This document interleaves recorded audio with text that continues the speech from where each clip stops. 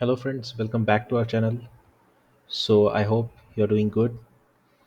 Before we start, मैं एक standard disclaimer देना चाहूँगा जो मैं हर वीडियो में देता हूँ कि ये जो लिस्ट आप यहाँ पर देख रहे हो कि कोई बाय या सेल की रिकमेंडेशन वाली लिस्ट है नहीं।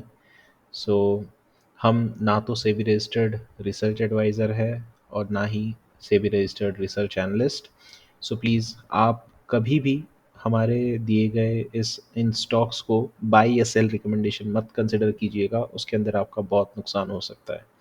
आपने इस वीडियो को जो बनाने का इंटेंशन है वो सिर्फ एक एजुकेशनल पॉइंट ऑफ व्यू से है कि कौन कौन से मेथड्स या स्ट्रैटेजीज़ यूज़ की जाती है स्टॉक मार्केट के अंदर। तो प्लीज़ आप उन मेथड्स को देखिए। सप्लाई डिमांड का जो इम्बैलेंस कैसे क्रिएट होता है वॉल्यूम्स के और प्राइस के एक्शन के ऊपर, हम वो डिस्कस करते हैं। आप वो देखिए, हम ट्रेंड्स किस तरह से कंटिन्यू करते हैं या कैसे रिवर्स आते हैं, उन बात को हम डिस्कशन में लाते हैं। आप उसको एनालाइज कीजिए, उसको सीखने की कोशिश कीजिए। ट्रेंड कंटिन्यूएशन कब होता है, पुल बैक्स कैसे आते हैं, पुल बैक्स का जो वोलेटिलिटी होता है उसको किस तरह से मेजर किया जाता है, वो हम आपको यहाँ पे सिखाने की बताने की कोशिश करते हैं। और उसके थ्रू सप्लाई डिमांड का जो इम्बैलेंस होता है स्टॉक की प्राइस में, वो कैसे आइडेंटिफाई किया जाता है, वो हम आपको बताने की कोशिश करते हैं। इसका मतलब ये नहीं कि ये ही जो लिस्ट है इसी को आपने फॉलो करना है, बिकॉज अगर आप इसको लोगे तो जैसे आप देखोगे आगे वीडियो में कि स्टॉप लॉसेस भी हिट होते हैं हमारे। एंड इट्स नॉट लाइक कि हमने इसको रिकमेंड किया है, आई मीन हमने इसको डिस्कस किया है, इसका मतलब ये रिकमेंडेशन है। और आपने इसको बस ब्रेकआउट का जो लेवल डिस्कस किया हुआ है, पिवट लेवल डिस्कस किया हुआ है, तब आपने इसको बाय करना है, ऐसा नहीं है। बिकॉज इसके अंदर आपका बहुत लॉस हो सकता है, जैसा मैं हमेशा कहता हूँ। और चूँकि हम सेबी रजिस्टर्ड रिसर्च एडवाइज़र या रिसर्च एनालिस्ट नहीं है, तो यू नो कि we do not have the academic qualification to do these things. जो भी हमने सेल्फ लर्निंग से सीखा है वो हम बस हम आपको यहाँ पे बताने की कोशिश कर रहे हैं। So I hope you got my point. So let's get started. पहला है हमारा जेनेसिस। सो जेनेसिस में मेरी एंट्री हुई थी यहाँ पर कई 775.55 के आसपास। उसके बाद प्राइस ऊपर की ओर गई और अब ये नेचुरल रिएक्शन देखने को मिल रहा है। नेचुरल रिएक्शन क्या है? तो प्राइस एक हद तक जाती है, उसके बाद एक पुल बैक आता है, विच इज़ नेचुरल के जिन्होंने यहाँ पर बाइंग की होगी या जिन्होंने यहाँ पे बाइंग की होगी, those people will tend to book the profits. और कुछ ऐसे भी होंगे जो कि शॉर्ट सेल कर रहे होंगे स्टॉक को, बट उनकी तादाद उतनी ज़्यादा नहीं होगी। लेकिन यहाँ पे जनरली प्रॉफिट बुकिंग देखने को मिल रही है। And since the volumes are really less, तो इसका मतलब ये है कि still the sellers are not that strong, है ना। तो ये एक नेचुरल रिएक्शन है। This this comes as a natural phenomenon, जब प्राइस ऊपर नीचे करके स्टॉक की आगे बढ़ते रहती है। ठीक है। Unless and until our stop loss, which is currently at 704, is not violated, I am not concerned about how the price moves here. Moving on to the next, B L S. B L S में कहीं ना कहीं यहाँ पर एक बड़ा base बना था, उसके बाद इस बेस का ब्रेकआउट आया था 411 के लेवल पे। Then came a sudden move. उसके बाद जैसे आप देख सकते हो ये नेचुरल रिएक्शन थी, उसके बाद फिर से एक रैली आई। और उसके बाद ये नेचुरल रिएक्शन बनने के बाद एक आपको यहाँ पर एक, अगर आप देखोगे तो ये एक स्विंग लो, आपको एक हायर लो देखने को मिला था, है ना। चूँकि यहाँ पे जो इस स्विंग की कंप्लीट, ये स्विंग को कंप्लीट किया था प्राइस ने और इसके ऊपर क्लोज हुई थी ये वाले पॉइंट के। सो दैट्स वाई इसको हमने स्विंग कंसिडर किया, और इसका जो भी लोएस्ट पॉइंट है उसके नीचे अभी हमने स्टॉप लॉस को ट्रेल किया था, जैसे मैंने हमारे लास्ट वीडियो में आपको बताया हुआ है। तो जो पहले स्टॉप लॉस यहाँ पर था उसको अभी ऊपर की तरफ ट्रेल किया हुआ है, so that in case unfortunately अगर प्राइस यहाँ पर कहीं आती है तो हमारा जो लॉस है वो ज़्यादा नहीं होगा। 411 की एंट्री है, 407 का स्टॉप लॉस मेरा ट्रिगर हो जाएगा। So that's how it will go. उसके बाद है काइटेक्स। काइटेक्स में जैसे आप जानते हो कि यहाँ पे एक पावर प्ले का सेटअप बन रहा था, जिसके बारे में हमने डिस्कस भी किया था हमारे चैनल पर। और उसके पीछे का जो फिनोमिनॉन है या उसके पीछे की रैशनैलिटी है मैंने आपको एक्सप्लेन की हुई है। अगर आपने वो वीडियो देखा नहीं है तो मैं रिकमेंड करूँगा कि आप ज़रूर जाकर उसको देखिएगा। इसी महीने का आई थिंक इससे 2 वीडियो पहले का कोई वीडियो होगा, जिसमें मैंने इसके बारे में डिस्कस किया है कि ये सेटअप कैसे डेवलप होता है। फिलहाल ये एक इम्पल्स मूव इसके अंदर चल रहा है, तो देखते हैं कि ये कब तक जाता है। हो सकता है इसके बाद एक पुल बैक भी आए, थोड़ी देर प्राइस कंसोलिडेट करे, और फिर हो सकता है कि कंटिन्यूशन भी हो, या फिर ये कंटिन्यूस ऐसे ही जा भी सकती है जब तक के बाइंग डिमांड स्ट्रांग है। Next is Sequent Scientific. जैसे कि आप जानते हो कि इसके अंदर एक बेस डेवलप हुआ था, उसके बाद ये रफ मैंने ब्लूप्रिंट बनाई थी इसकी कि किस तरह से ये होगा, बट ये ट्रिगर था, ये पिवट था यहाँ पर। और आप देख सकते हैं कि ये एक स्विंग था, और फिर उसके बाद ये वाला स्विंग बन बना हुआ था यहाँ पर। एंड जब ये ब्रेक हुआ, then that was the trigger कि हमें यहाँ पे एंट्री लेनी है। ओके, सो अभी फ़िलहाल प्राइस 178 पर है। लेट्स सी कि अभी कैसे कंसोलिडेशन यहाँ पे होता है। पीसीबीएल में जैसे मैंने आपको पिछले वीडियो में बताया था कि यहाँ पे ऑलमोस्ट हमारा स्टॉप लॉस हिट होते होते रह गया था फ्राइडे वाले दिन, लेकिन मंडे को अल्टीमेटली हिट हुआ है। सो एज़ यू नो कि हमारी एंट्री यहाँ पर हुई थी कहीं ना कहीं, उसके बाद प्राइस रिवर्सल आ गई और फिर से बेस में ट्रेड करने लग गई। लेकिन since we already had a stop loss placed here, तो यहाँ पे एक स्टॉप लॉस ट्रिगर हो गया and we are out of this.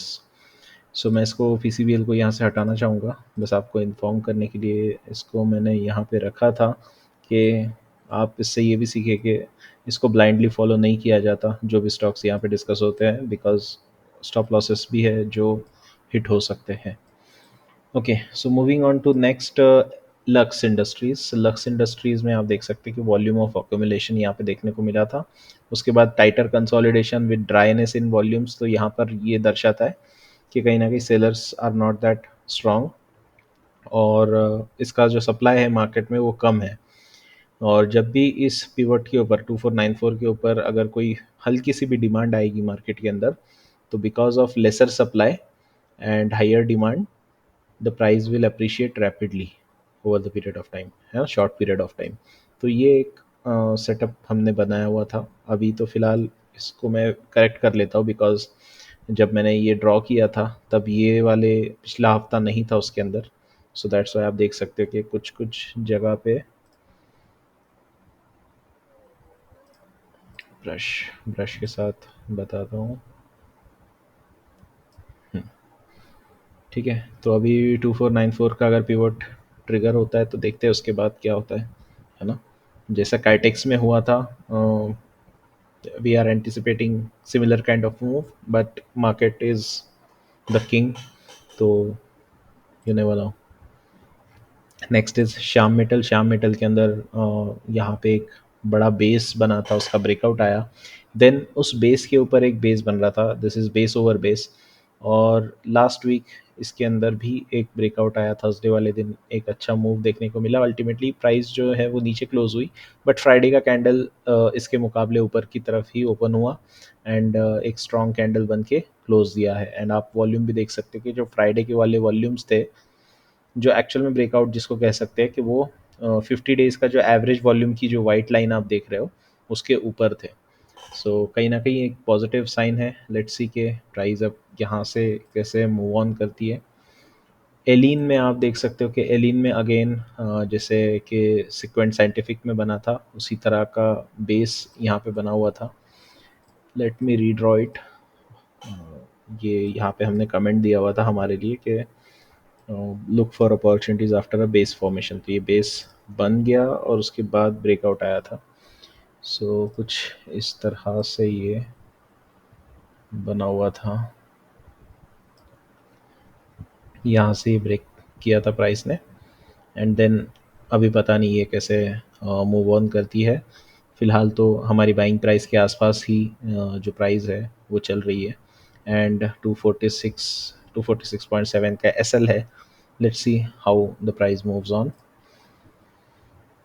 Same thing is with यथार्थ। यथार्थ में भी आप देख सकते हो कि एक बड़ा बेस यहाँ पे बना हुआ था, एंड इस बेस के ऊपर एक छोटा सा बेस बन रहा था, और उस बेस का जो ब्रेकआउट था वो 545 के आसपास का था। जो थर्सडे वाली कैंडल बनी थी यहाँ पे, that was a very strong candle, जिसकी वजह से ये प्राइस ट्रिगर भी हुआ। एंड उसने क्लोज भी बड़ा अच्छा दिया था। यहाँ पे फ्राइडे वाली कैंडल, यहाँ पे एक इवनिंग स्टार काइंड ऑफ एक कैंडल बनी है। देखते हैं कि अब ये यहाँ से कंसोलिडेट करता है या फिर कंटिन्यूअस अप मूव देता है। बाय द वे, जो वॉल्यूम्स आपको यहाँ पे देखने को मिल रहे हैं, these are again not generated by any individual. ये इंस्टीट्यूशंस के वॉल्यूम है या फिर बड़े शार्क इन्वेस्टर्स के वॉल्यूम यहाँ पर आपको देखने में मिल रहे हैं। सो लेट्स सी कि कैसे प्राइस पैन आउट करती है। 508 का हमारा एसएल है। आई होप कि ये एक नए ट्रेंड की शुरुआत हो, but always keep your SL in mind. Now the stock which is on our radar, Asahi India, मैंने लास्ट वीडियो में भी डिस्कस किया था। इसका मैं अगर आपको वीकली सेटअप बताता हूँ तो कुछ इस प्रकार से है ये।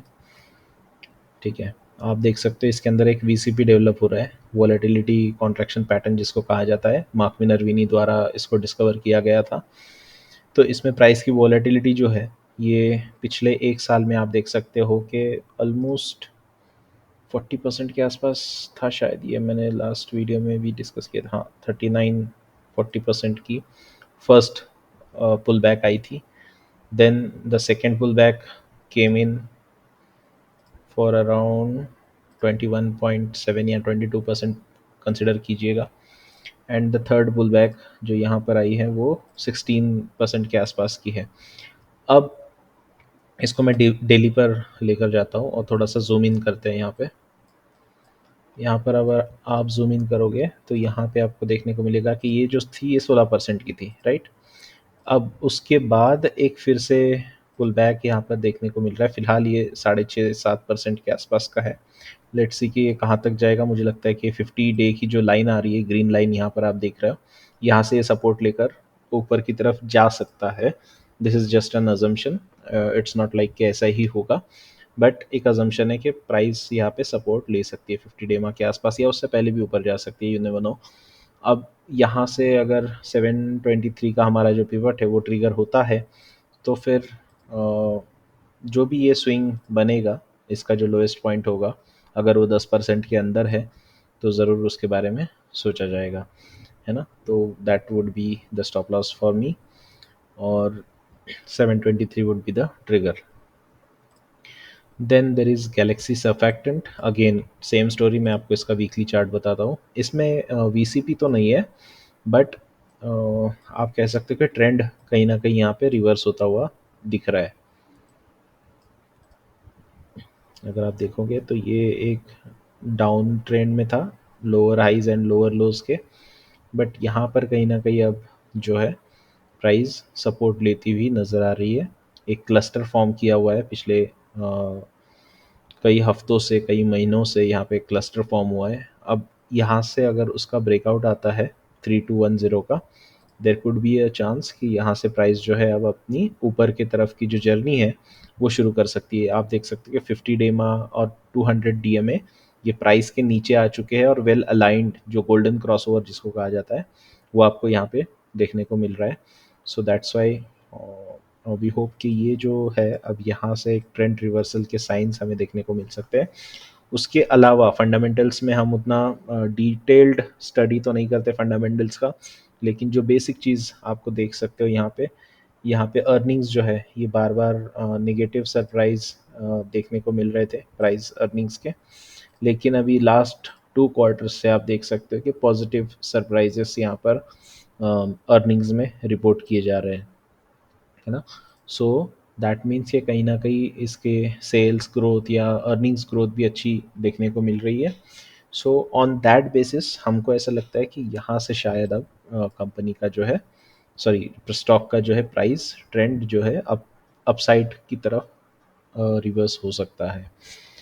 अगेन यहाँ पर जो भी लेटेस्ट स्विंग होगा उसका जो लो है that would be the stop loss, but 10% से ज़्यादा का नहीं होना चाहिए, बिकॉज उसके आगे का अगर स्टॉप लॉस होता है तो जो लॉसेस होते हैं अगर आप उनको 10% से ज़्यादा रखते हो और वो बार बार हिट होते हैं तो रिमेंबर दैट कि वो ज्योमेट्रिकली जो लॉसेस होते हैं वो ज्योमेट्रिकली मल्टीप्लाई होते हैं, अनलाइक कि आपके जो प्रॉफिट्स होते हैं वो उस तरह से नहीं मल्टीप्लाई होते। तो प्लीज़ 10% से ज़्यादा का स्टॉप लॉस कभी भी मत रखिएगा कोई पोजीशन के ऊपर।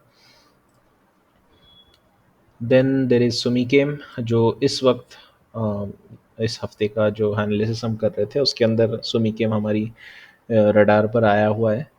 इसका मैं आपको वीकली सेटअप बताता हूँ। सो सुमी गेम के अंदर आप देख सकते हो कि यहाँ पर से प्राइस स्टॉप हुआ था, उसके बाद 2022 में तकरीबन, उसके बाद एक डाउन ट्रेंड था, क्लियर डाउन ट्रेंड था। Then there was an up trend started, और कहीं ना कहीं 2022 का ही जो टॉप है उसके पास प्राइस आप देख सकते हो कि कितने हफ्तों तक प्राइस ने यहाँ पे सेम रेंज में कंसोलिडेट किया हुआ है ना। इस रेंज में काफ़ी देर तक जो इसका टॉप था, यहाँ से अगर आप देखोगे तो ये टॉप था, और इसी रेंज के आसपास प्राइस ने इतने दिन तक कंसोलिडेट किया। अल्टीमेटली लास्ट फ्राइडे के दिन प्राइस यहाँ sorry ultimately last week price जो है यहाँ से बाहर निकली है, since it's a weekly candle. तो ये जो सप्लाई था, यहाँ का जो भी सप्लाई था, ये कहीं ना कहीं यहाँ से एब्जॉर्ब होके प्राइस ने ऊपर की तरफ क्लोज दिया हुआ है। और अभी ये अगर आप डेली कैंडल पे मैं जाता हूँ तो यहाँ पे मुझे देखने को मिलता है कि यहाँ से वो अभी कंसोलिडेट कर रही है प्राइस। आप देख सकते हैं कि प्राइस की जो मूवमेंट है, एक बार ब्रेकआउट आया, उसके बाद अभी बस इस ब्रेकआउट कैंडल के अंदर ही, मदर कैंडल के अंदर यहाँ पे प्राइस जो है हल्के हल्के वॉल्यूम्स के साथ कंसोलिडेट कर रही है। सो अगर इसका ब्रेकआउट आता है, इस मदर कैंडल का अगर ब्रेकआउट आता है 629 का, so there could be a chance कि ये जो मूव है ये कंटिन्यू कर ले, बिकॉज अनलाइक दिस टाइम, यहाँ पे जैसे आप देख सकते हो कि जो प्रीवियस जो बायर्स थे एंड जो ट्रैप्ड बायर्स थे, हो सकता है किसी ने यहाँ पे स्टॉक लिया होगा और उन्होंने बेचा ही नहीं होगा जस्ट बिकॉज दे थिंक कि ये ऊपर जाएगा, बट अल्टीमेटली प्राइस यहाँ पे जो है स्लाइड होती गई, है ना, ट्रेंड डाउन ट्रेंड में चली गई। तो ये जो लोग यहाँ पे ट्रैप हुए हैं, ये कहीं ना कहीं तो आके सेल करेंगे। So that was the reason कि ये लोग यहाँ पे सेल करते थे। जब भी प्राइस ऊपर जाती थी, ये लोग जो फंसे हुए लोग हैं वो लोग यहाँ पे सेल मार देते थे। प्लस जो शॉर्ट सेलर्स है उनको लगता था कि भाई यहाँ का जो रेजिस्टेंस है इसके ऊपर प्राइस जाने नहीं वाली, तो वो शॉर्ट सेलर्स भी यहाँ से सेल करते थे। तो इस तरह से दो लोग, और प्लस यहाँ पे जिन्होंने बाइंग किया हुआ है, जो जहाँ पे स्मार्ट मनी बोल सकते हो, या जिन्होंने एकदम बॉटम को पिक किया था, वो लोग यहाँ पे आके प्रॉफिट बुक कर रहे हैं। तो बाय करने वाले कितने लोग हैं? सिर्फ ब्रेकआउट ट्रेडर्स, जो जिन्होंने शायद इसको एज अ ब्रेकआउट कंसिडर किया होगा इस कैंडल को, है ना, या फिर ये वाली कैंडल को जिन्होंने ब्रेकआउट कंसिडर किया होगा, ऐसे लोग यहाँ पे बाय कर रहे हैं। और सेल कौन कौन कर रहा है? तो जिन्होंने यहाँ पर बाय किया हुआ है वो लोग यहाँ पे प्रॉफिट बुक कर रहे हैं, बिकॉज दे नो कि यहाँ पे एक रेजिस्टेंस है जिसकी वजह से प्राइस नीचे भी आ सकती है, तो ये लोग अपना प्रॉफिट यहाँ पे बुक कर रहे हैं। जो लोग यहाँ पे ट्रैप्ड है वो लोग सोच रहे हैं कि ठीक है, हमारा एटलीस्ट प्रिंसिपल तो निकल जाएगा, है ना, जो हमने हमारी जो इन्वेस्टमेंट थी, भले से वो उतनी बड़ी नहीं बट घटी भी नहीं, तो no cost sorry no profit no loss के बेसिस पे ये लोग यहाँ से एग्जिट मार रहे हैं। प्लस शॉर्ट सेलर्स जो है, जिन्होंने ये रेजिस्टेंस को देखा हुआ है, सो दे वुड बी थिंकिंग कि अब यहाँ से प्राइस ऊपर नहीं जाने वाला, सो शॉर्ट सेलर्स भी यहाँ पे एक्टिवेट है। तो तीन टाइप के लोग यहाँ पे सेल ऑर्डर्स मार रहे हैं, और सिर्फ एक टाइप के लोग हैं जो ब्रेकआउट ट्रेडर्स है जो यहाँ पे बाइंग कर रहे हैं। तो ऑब्वियसली जो प्राइस है वो सेलर्स की तरफ से गई, और यहाँ से एक पुल बैक आपको देखने में मिला। Again it went up, again आपको एक पुल बैक देखने को मिला। बट अच्छी बात ये रही कि ये 50 डेमा के आसपास जाके प्राइस यहाँ पे सपोर्ट लेती हुई आपको नज़र आ रही है। अब लास्ट वीक की कैंडल में क्या हुआ है कि ये जो भी रेजिस्टेंस था यहाँ का, वो रेजिस्टेंस अब ख़त्म हो चुका है, एब्जॉर्ब हो चुका है ऐसा लग रहा है, क्योंकि यहाँ की जो सप्लाई थी उसको पूरी तरह से प्राइस ने यहाँ पे एनगल्फ कर लिया, और अब वो बस कंसोलिडेट कर रही है उसके अंदर ही, उसी रेंज के अंदर। तो अब जब प्राइस यहाँ से बाहर निकलती है ना, तो there would not be any overhead supply. जैसा कि आप ओवरहेड सप्लाई क्या होता है, जैसे मैंने बताया कि जो प्रीवियस बायर्स है जिनको लगता है कि वो ट्रैप हो चुके हैं, इस तरह का भी सप्लाई यहाँ पे देखने को नहीं मिलेगा, बिकॉज यहाँ से जो प्राइस है इससे इससे ज़्यादा हायर प्राइस में तो किसी ने बाय नहीं किया हुआ है, तो ओवरहेड सप्लाई आने की गुंजाइश नहीं है। जो भी है, अब प्रॉफिट बुकिंग अगर होती है तो उसी की वजह से यहाँ पे, या शॉर्ट सेलिंग अगर होती है कोई, तो उसी की वजह से यहाँ पे प्रेशर बिल्डअप हो सकता है, कंसोलिडेशन हो सकता है। बट ओवरहेड सप्लाई जैसा यहाँ था, यहाँ पे जिसकी वजह से इफेक्ट हुआ प्राइस को, वो अब इसके बाद देखने को नहीं मिलेगा। So that's why we think कि इस रीज़न की वजह से there could be a chance कि यहाँ से प्राइस जो है अप मूव देना शुरू कर दे। Okay, so I hope you got my point. Now move on to JCHAC।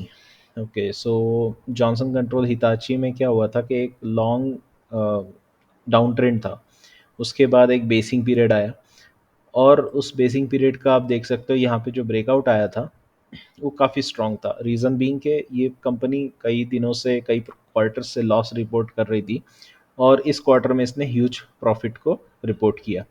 So that was the reason कि यहाँ पे गैप अप एंट्री हुई। But again, even though it's a gap up, यहाँ से अगर आप स्टॉप लॉस को calculate करोगे तो ये आता है तकरीबन, अगर आप इसको भी पकड़ोगे तो ये 15-16% के आसपास का स्टॉप लॉस। और जैसे मैंने बोला कि 10% से ऊपर का नहीं लेना चाहिए, otherwise the losses start working geometrically against you.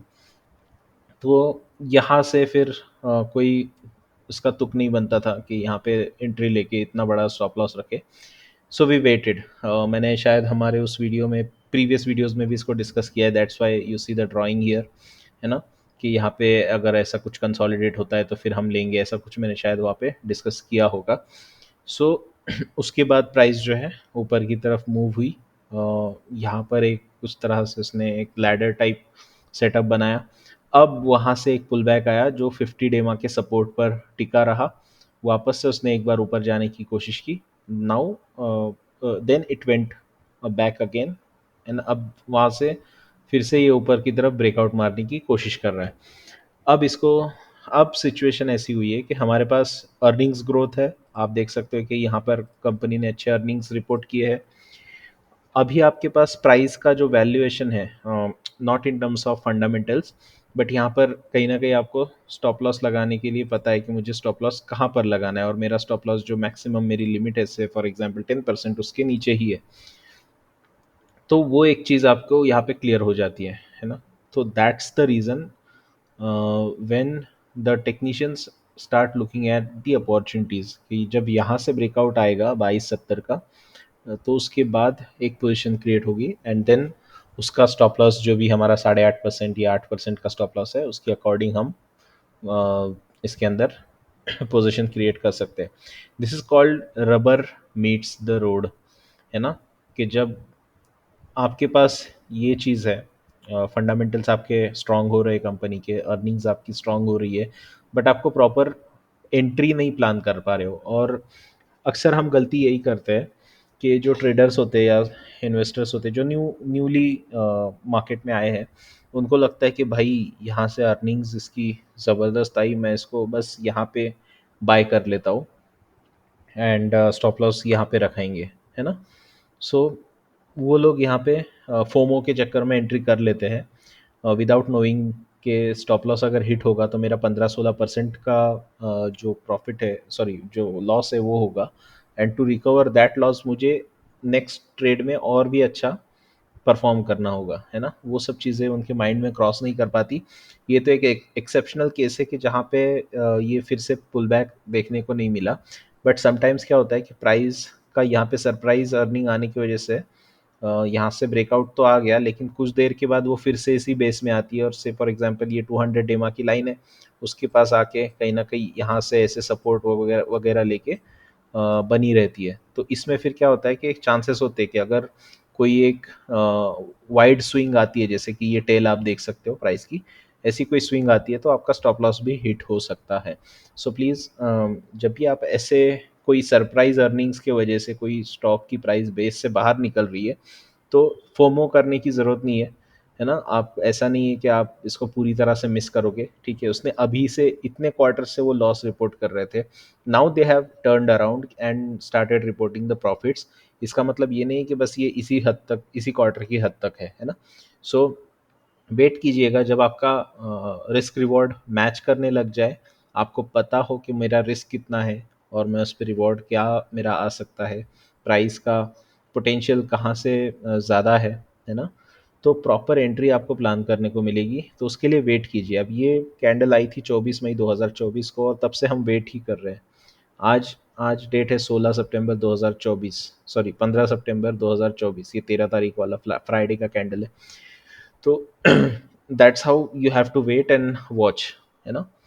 So I hope you are getting the details that I am sharing with you.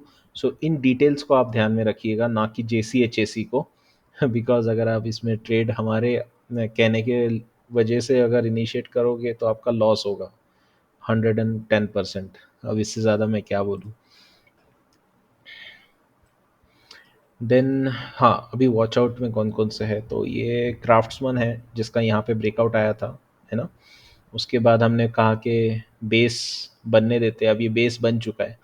यहाँ से अगर 6680 का ब्रेकआउट आता है और हमें 10% से कम का ये चाहिए, स्टॉप लॉस का जो रेंज है 10% से नीचे का होना चाहिए. मुझे लगता है ये ज़्यादा है फिलहाल. यहाँ से अगर देखोगे आप, ये 11.5% के आसपास का है ये स्विंग.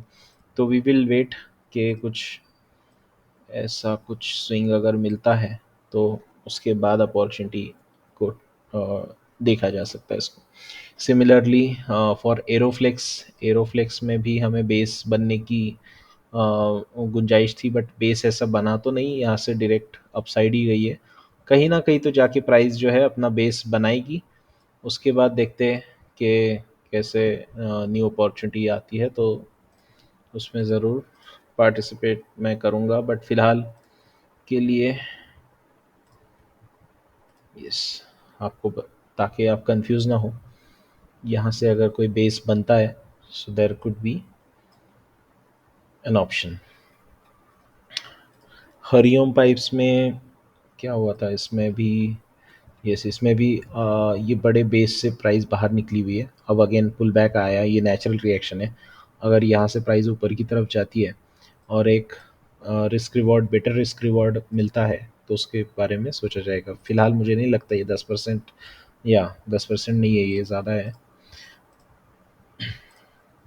बी बॉक्स, अच्छा 10% का मतलब ऐसा ही नहीं, ऐसा भी नहीं है कि 10% ही रखना है.